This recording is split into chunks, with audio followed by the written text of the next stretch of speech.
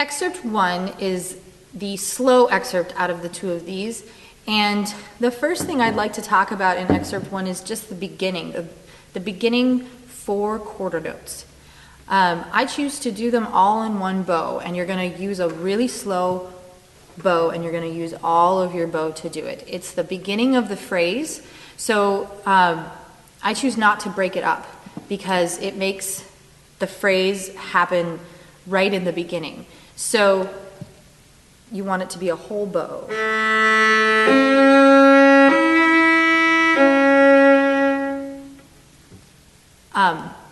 So you really want to also give the listener the sense of pulse. You always want to have that sense of pulse, and you can do that right in the beginning with the 3 quarter notes, and followed by the 4th quarter note at the end, like I just showed you. The slow excerpts are hard to give that sense of pulse when you're doing it because there's nothing behind you giving you the beat. So it's up to you to really have your internal pulse going and counting like crazy. The other thing is to giving all of the notes their full note value.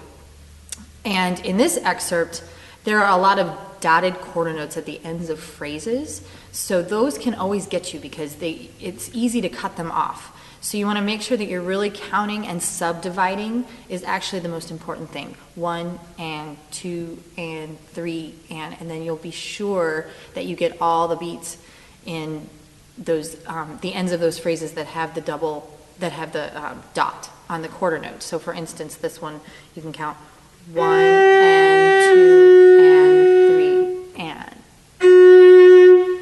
and. Listeners look for that. They want you to hold the notes for their full value.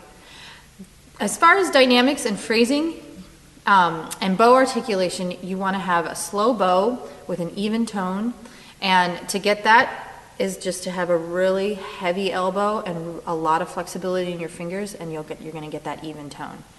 And the last thing about this excerpt is the shifting at the end specifically. When you have the big shift at the end, this one,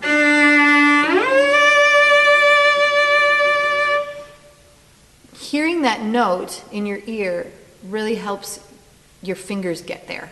So if you can hear that note before you get there, it's really helpful. And when you're by yourself in your practice room, you can actually play it and then see if you can sing that note.